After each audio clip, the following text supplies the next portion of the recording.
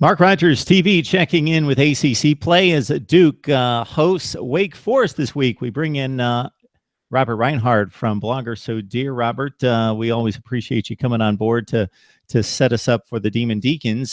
First ACC game, you're coming off a 7-3 win over Tulane, and we talked about it before we started to record, that when you hear a score 7-3, especially in this day and age, people turn their heads, turn their noses up and think, wow, the offense is horrible. And that's probably the case, but we can also look at the bright side. Let's start with that. Let's start with the defensive performance last week. Okay, yeah, if we're gonna be positive, yeah, I thought the defense was really strong in this game. I mean, they limited Tulane to 280 total yards of offense. Now, Tulane certainly doesn't have the best offense in the world, and it was their first game under Coach Willie Fritz, so a new system. But I was very impressed by what I saw out of the defense. I thought Duke Ejiofor did a really good job with the pass rush, and I thought Julian Thomas-Jackson did a great job with the pass rush and the limited snaps that he was in, and made some key tackles in space, as did redshirt freshman safety Jesse Bates. He made a lot of really strong open field tackles. So you're right. Anytime you win a 7-3 game or a low scoring game, the initial response from the fans, and I'm certainly guilty of this as well, the offense played horribly. But as you said, the flip side of that is there was some really strong play out of the defense, and I think the defense showed some good speed. And I think, the defense is going to be perhaps even better than I anticipated. So we maybe got some dinged up guys at linebacker, so that could be problematic moving forward. But I was impressed by what I saw out of our front seven, and I think our secondary can continue to get better. So definitely some good takeaways on that side of it. So Tulane's football program that's will be kind in the developmental stage. So limiting them to 3 points isn't as impressive as it would be starting this week if you hold Duke to 3 points. But I'm guessing Tulane's going to average a whole lot more than 3 points per game. I'm guessing more like 20 per game. So an excellent effort there. They're a run-heavy offense, as you well know, in watching the game and prepping for the game. And their quarterback was held to 54 yards rushing on 22 attempts. The ground rush defense was extremely strong in this game. Unfortunately, we got a flip to the offense. So John Wolford got the start. He's in his junior season. We've talked about him for the last couple of years in his development. Hit of 9 of 17 passes. Kendall Hinton is obviously the change up there. Anything that surprised you at the quarterback position, and what do you expect going forward? Is it a battle, or are these two set in their specific roles? It was extremely frustrating to watch, if I'm going to be honest with you. I mean, if you watch games like what Texas and what Notre Dame did, for example, they have, at least for now, a 2-quarterback system, and they have some situational things. And I don't disagree with that philosophy that much, especially when you have somebody like Hinton, who is one of the better athletes on the team. If watch the game, he made some players miss in space and did that last year. My biggest problem with how we handled the quarterback situation was it wasn't as though Wolford was getting this series and then Hinton was getting another series. They were literally alternating every other play. So that makes it very difficult to get in a rhythm. That also, when you're substituting on offense, by rule allows the defense to make not only a substitution, but the offense has to wait for the defense to get set, so they have extra time to do that. So the substitution is less effective. So I knew they were going to go with both quarterbacks in game one, and I think it's still an ongoing battle, but they definitely need to figure out how to utilize both quarterbacks more effectively, whether that's alternate drives or bring Hinton in closer to the red zone where his running is more of a threat. I don't know what the answer is. I just know whatever they did against Tulane is not the solution. Now, maybe they were just trying to not show their cards for Duke. That's possible. So I'll give them some benefit of the doubt for that, and hope that they don't repeat the same process. But the quarterback situation has to be handled differently starting this Saturday.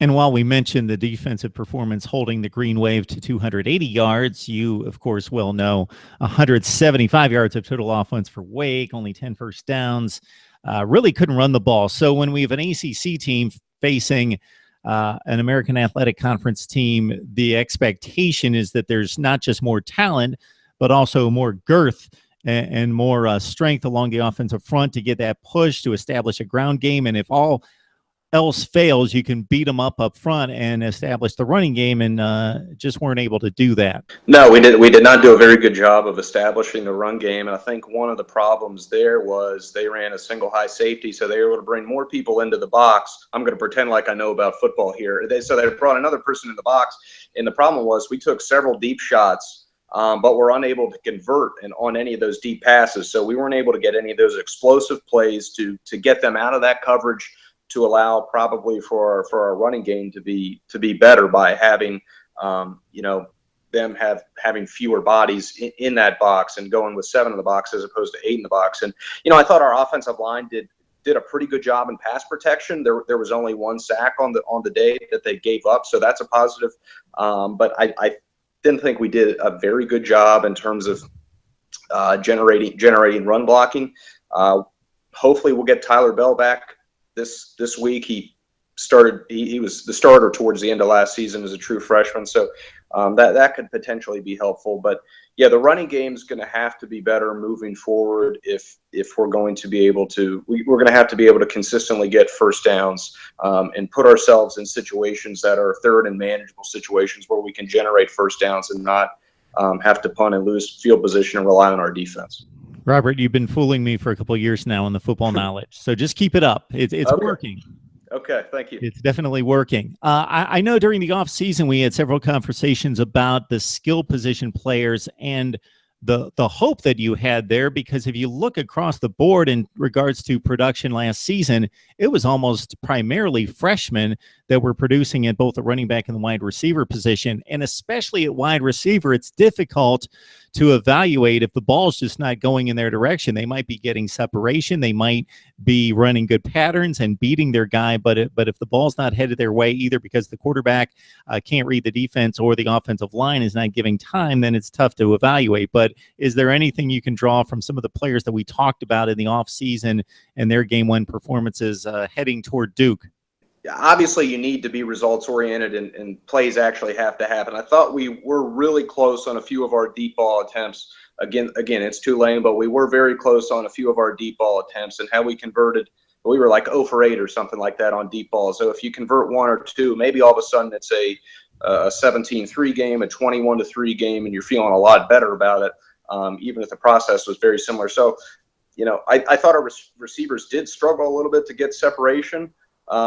Which was somewhat concerning, but these are guys who have legitimate speed and have proven themselves against other ACC teams last year. So somebody like Stephen Claude, now he is just a redshirt freshman, so he hasn't actually proven it against other ACC teams. But I'm confident from what I've seen out of him that he does have the ability to make big plays, and he just dropped one. It's a play he probably should have made, and I think he'll make maybe more often than not. So I think that's, a sign of encouragement, is that a unit we expected to be a lot better, and, one that we have seen some tangible results of on the field didn't perform as well. So I think, we'll know a lot more after Duke, is how well they're going to perform, because we have seen it some last year. Now, had it been a unit that we haven't seen them perform well in the past, and they didn't perform well against Tulane, then yeah, I think that's concerning. But I still have hope that guys like Chucky Wade and Stephen Claude can make an impact. And Cam Serenay, an all ACC caliber tight end, didn't have that much of an impact.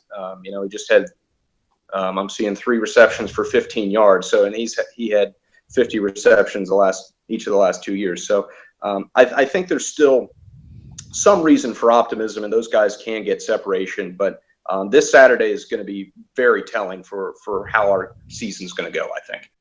Duke is almost gaining a reputation in football, almost like a Kansas State of the East. David Cutcliffe, almost like a magician or wizard, like a Bill Snyder, in that he takes all this talent that's underwhelming by Florida State and Clemson standards, but he's somehow able to win 8, 9 games and won their first bowl game since like 1961 last year, 3 consecutive postseason appearances, and not just squeaking into the postseason with 6 wins, strong teams, 9-4 type teams at Duke. But if you look at the recruiting classes the last couple years, they're starting to inch into the top 40. He's really starting to bring some serious talent into Duke. They come out the first game and annihilate North Carolina Central as expected, 49-6. I expected Parker Boehm, the junior, to be the starting quarterback, but it's been Daniel Jones as a freshman. What do you see out of Duke at this point? Yeah, Duke's a talented team, no doubt. As you talk about them rising in the recruiting rankings, I think their basketball programs helped, and I thought they scheduled pretty well the last few years as they were building their program, get more winnable games, and help them achieve bowl eligibility. And they've proven it in the Atlantic Coast when they play a team like Florida State in the ACC title. So they have some strong talent, but Duke's interesting, with Daniel Jones as the starting quarterback now. He was actually unranked by rivals coming out of high school, which is pretty rare nowadays. So I think he is a huge wild card. I'm certainly not taking anything away from what he did against North Carolina Central. He was very efficient through the air, and he also showed some ability with his feet. But I think he's really going to be tested on Saturday when he plays Wake Forest. Now, that's not to say he can't pass the test, but I think he's certainly unproven at best, and I think he's a huge wild card. So he's somebody we're going to have to contain in the pocket. But I think Jayla Duncan is a very good running back for them. He actually, I believe, he was down to Wake Forest and Duke coming out of high school, and he obviously chose Duke. He had 121 rushing yards last year in the last game, including a 50-yard score. And last year he averaged nearly 7 yards per carry, so it wasn't just a fluke thing that he did against North Carolina Central. So that's going to be critical to stop. Defensively, I think we can take advantage of them. They lose 3 of their starters from the defensive line last year, so I think that could be an advantage for us. They were 40th ranked against the rush last year, so that's going to decrease along with the losses of guys like Dwayne Norman and Jeremy Cash, the safety. They combined for about 26.5 tackles for loss last year. So hopefully Wake can establish a little bit of the running game against them this year. And, we'll see how it goes. The line's only 5.5 or something around there, which is smaller than I would have guessed. I think it opened at 8.5, but there's still, it could go either way. And I think this isn't a game that Wake has to win. But it would go a long way in terms of recruiting and in terms of bowl eligibility if we could sort of steal one this year, and then we have a little bit more room for error with some of our home games.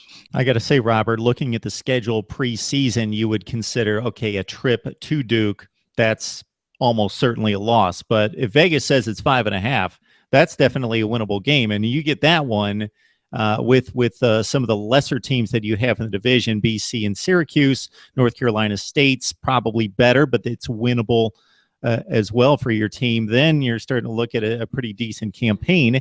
And if you look at Duke, they've got Northwestern and Notre Dame on the road coming up. I don't think they're so high and mighty that they're going to overlook Wake Forest, but they do have 2 pretty big sizable challenges coming up. So very interesting, Robert. Duke on the road, 3:30 ESPNU game for Wake Forest. Robert Reinhard from Blogger So Dear helping us set it up. Thanks, Robert. Appreciate it. Hey, thank you as always.